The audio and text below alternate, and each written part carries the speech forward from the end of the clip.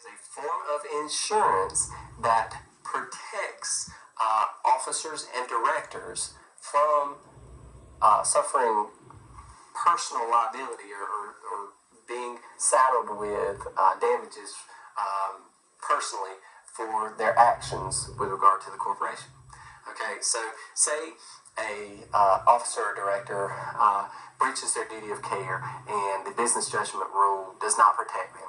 Okay, and a derivative action or the corporation itself sues the officer or director and recovers or receives a judgment against the officer or director for monies to be paid over to the corporation or in a direct action to be paid directly to shareholders. Well, director and officer liability insurance would seek to cover or protect the officer or director from having to personally pay that judgment. That is, the insurance policy would pay the judgment for the officer or director. And this is something that corporations frequently purchase in order to incentivize officers and directors to serve in those roles. The strange thing is that it is paid for with corporate money, which should or can be thought of as shareholder money.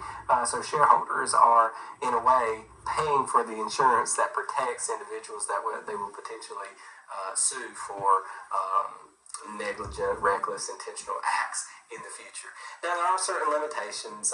Lots of times, corporate governance law, state law, will not allow a corporation to cover intentional acts, or even in some cases, breaches of duty of loyalty by the officer or director being sued. That it's strictly based upon liability under failure of duty of care that the business judgment rule does not protect. But that is not the case in every state.